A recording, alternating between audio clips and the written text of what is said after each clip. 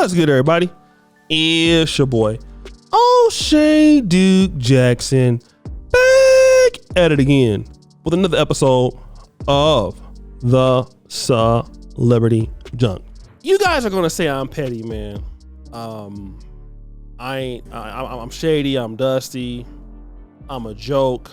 But you know, on my secondary Celebrity Junk channel, I opened up a little bit. I'm a little bit more fun over here than I am on my Oshay Duke Jackson channel. And I post topics over here that I don't really post on the main page, okay? So, first of all, I wasn't even really worried about Tommy Sotomayor. There's really no reason to be worried about him. But, okay, people are still interested in me talking about him, so I do. It's not like it's gonna help his career because, number one, he can't really respond here on YouTube because he's not on YouTube anymore. He's booted off of YouTube, and I don't know, he might talk about me on Rumble, which if he would talk about me on Rumble, all I would do is download it and play him talking about me on Rumble, and I would laugh at it and still make some money off of him talking about me, which is why he don't engage me like that for real, okay? He don't. But the real reason why I even engage Tommy Sotomayor is not because of his fame or who he is or anything like that. It's just that this is what happens when you become an unaccountable sellout.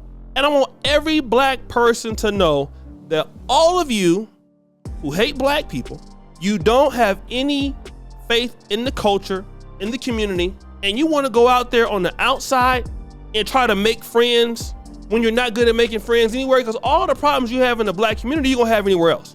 I don't know why y'all think y'all gonna run away from black America or black people in general, and you're gonna find success when you are the problem.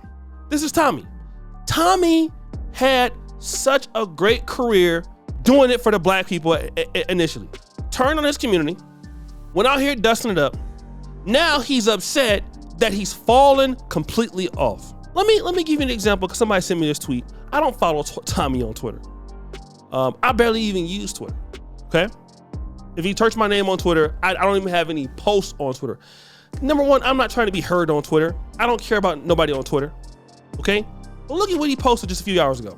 Yo, imagine following my Twitter page to do YouTube videos about what I tweet just to keep telling people I fell off. I have never seen anything so scary in my life to have a grown-ass man beg for my attention by calling me broke and a has-been over and over again. Wow, shut up, Jigga. Number one, ain't nobody, you ain't scared of nothing. You need to be scared about them folks in the damn States. I'm in here in Africa, so we ain't gonna never meet.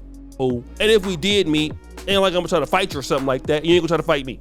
I'll just be like, I'll make a video about you tonight, okay? Cause I don't really hate you, brother. I honestly believe that something is seriously wrong with you, my friend.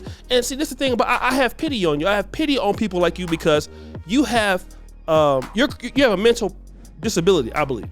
I believe you're crazy, okay? But I want to use you as an example for the other brothers out there. What they get when they go out here selling out for the other communities, and then you end up alone by yourself, and then don't nobody pay you no attention, and then you fall off, okay? When you fall off. Let me tell you something, guys. It's better, honestly, to be broke all your life than let God get you something to the top, put you in a position of authority, influence, then lose it all because of you, not because of nobody else. See, Tommy lost everything because of him, his attitude, his mismanagement, his entitlement, his problem. See, it was him. It wasn't the black community. It wasn't the white community. Tommy don't have no friends and no community. Nobody care about this guy to help him. And this is what happens when you are out there looking for these other folks to save you. Again, let's look at Mr. Tommy Sotomayor, who at one time, I would say, who was getting more views than Fox News. Look at him now. First thing he says, I'm a Fox News contributor, filmmaker, podcaster, as if the Fox News was gonna make him more credible. Don't nobody want to talk to him unless he out here hating on the black community. So now you crying. You're crying because somebody making a video about you. And of course you're not gonna say my name, which is okay because I would just go ahead on and make another video about it anyway. But the reality is we have so many people like this. And guys, I want you guys to really know something. Whatever I have, you as a community, y'all gave it to me. Good or bad. I had nothing until I changed my mind. I used to be the kind of person that was like, you know what, man, I can't wait to move out of Del Paso Heights. I'm gonna go move to a nice neighborhood. I used to go, those of you who live in Sacramento would drive I would go over by Jesuit High School. I would look at houses over there, Fair Oaks. I wanted to live over there so bad. You know, I used to look and dream about my manifestations. I wanted to be in a medical career. And that was one of the reasons why I wanted to be a doctor. I wanted to be able to have a nice house in the suburbs. I wanted my son to go to Jesuit High School, my daughter to go to Loretto High School, to be able to afford those things. And I felt that I could do that all outside of working with my community, not realizing that the biggest opportunity that I had was not in my education, but was in my thought process toward my own people. And it works in reverse. You can be hardworking, you can be talented, just like Tommy, he's a very talented man. But watch this, if you have an anti-black thinking mind, all of that talent, all of your work ethic is not gonna mean anything, because largely you won't have no level of ownership and you won't be able to build relationships with the people who look like you. And every group in America that is doing well, none of them talk like Tommy. Where's the Indian Tommy? Sotomayor. Where's the Chinese Candace Owens that has done something great in the community? You don't have those people because they don't exist. That's why. They don't exist. And the reason why they don't exist is because you would be out of the community if you act like that. You would be out of the community if you behave like that, because those people are anti-progress. And I keep saying this until I'm blue in the face, because I want black people to win. Unfortunately, I don't want you to end up like Tommy. A man who's bitter, a man who's jaded, a man who hates himself, he hates his other black people. Then at the same time, he hate black folks so much, he want to still be around them. We have those kind of people, right? The guy actually wants to be in the community. He don't know how to. He's too immature to know how to work with blacks. He wants to be in the black discussions. I think a part of him, in a sick, terrible way, cares. I don't think he's a completely hateful person all the way.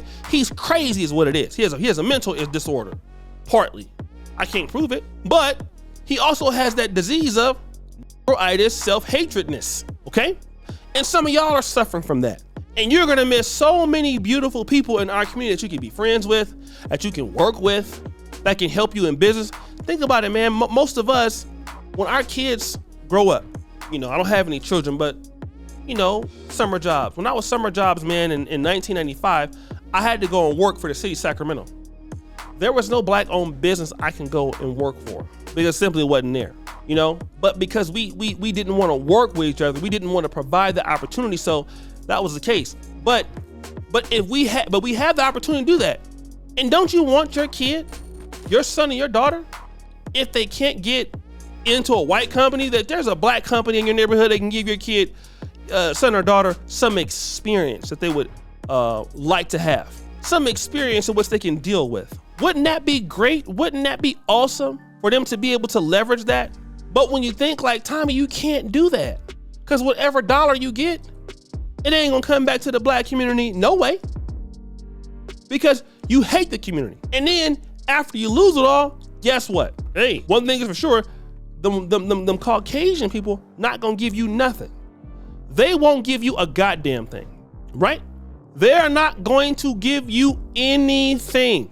So I don't know why a lot of y'all is trying to go out there and sell out and feel like y'all about to do this and that. It's not gonna happen. Don't worry about it. It's not gonna pop off. It's not gonna crack off. So guys, what do you think? It's your boy Oshay Duke Jackson, back at it again with another episode of The Celebrity Junk. Producer for all the subscribe to the bell. We're out.